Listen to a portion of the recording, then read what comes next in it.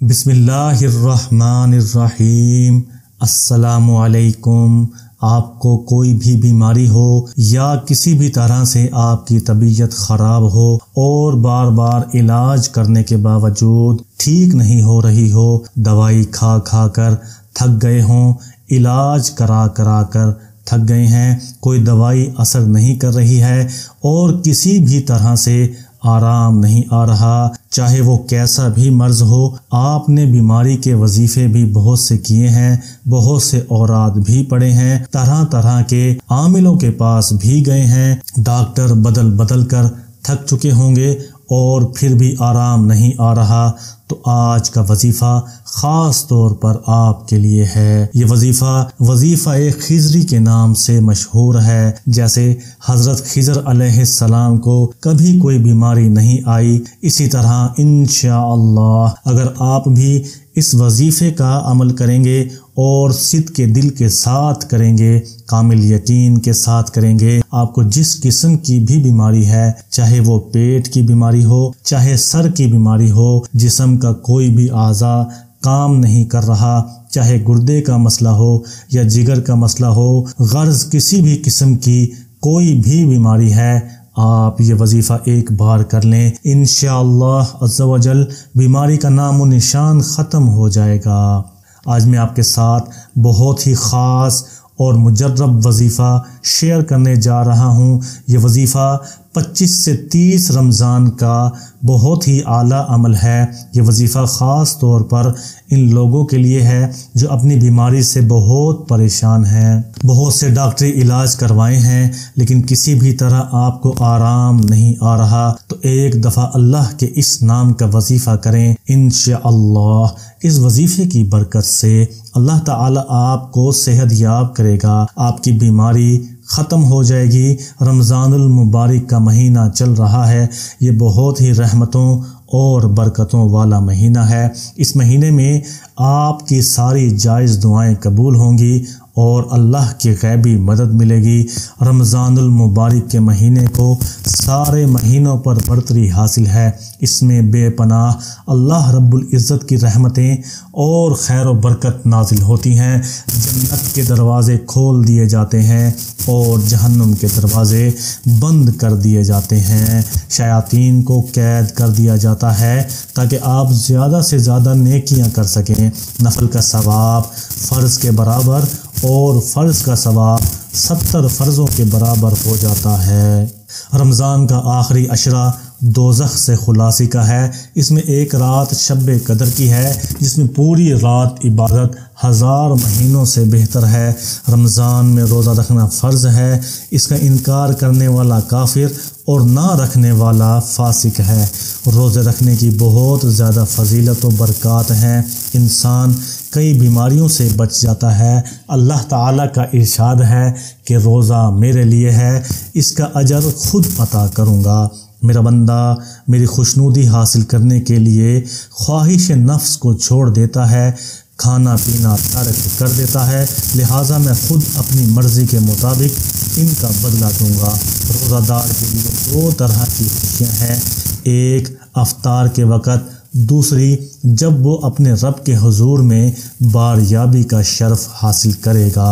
اور جب تم میں سے کوئی روزہ رکھے تو بیہودہ باتوں سے بچے، اگر کوئی گالی دے یا آپ سے جھگڑا کرے تو آپ اس کو کہہ دیں میں روزے کی حالت میں ہوں، میرے ساتھ ایسی فضول باتیں نہ کرو۔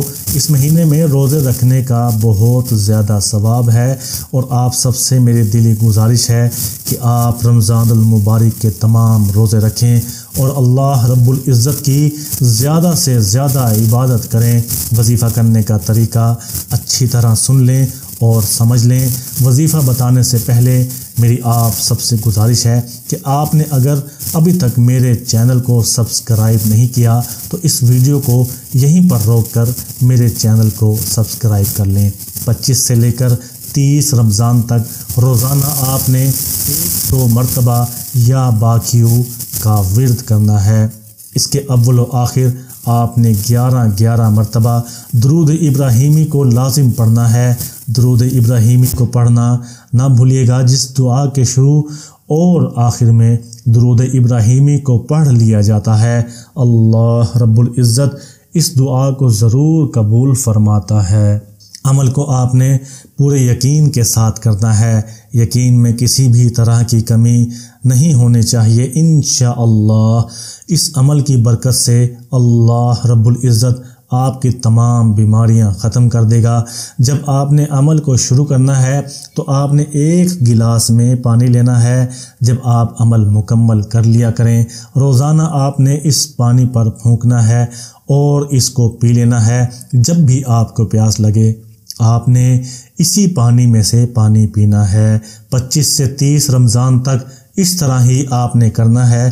انشاءاللہ اس عمل کے کرنے سے آپ کو فائدہ ضرور ہوگا، آپ صحت یاب ہو جائیں گے۔ کسی بھی قسم کی کوئی بیماری ہے، کیسی بھی کوئی بیماری ہے، وہ اس عمل کے ختم ہونے سے پہلے ٹھیک ہو جائے گی اور عید سے پہلے آپ شفا یاب ہو جائیں گے۔ اللہ تعالیٰ کے اسماء مبارک میں شفا ہی شفا ہے۔ بس کوئی مانگنے والا ہو اور یہ سمجھنے والا ہو کہ اللہ تعالیٰ کے کس نام کو پکار کر اللہ تعالیٰ سے اپنی حاجات پوری کروائی جائیں اور اللہ تعالیٰ کو کس نام سے پکارا جائے۔ جیسا کہ اللہ تعالیٰ کے بہت سے نام ہیں اور آپ اللہ تعالیٰ کو کسی بھی نام سے پکار سکتے ہیں۔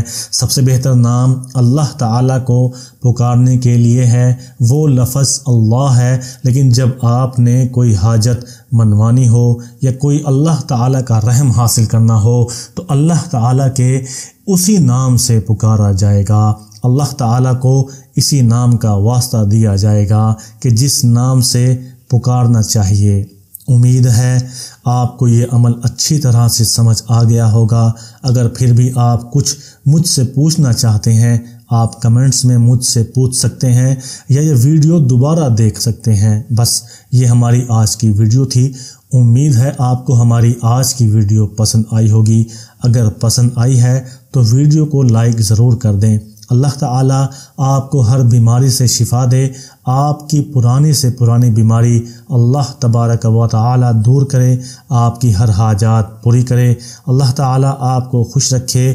مجھے اپنی دعاؤں میں ضرور یاد رکھیے گا۔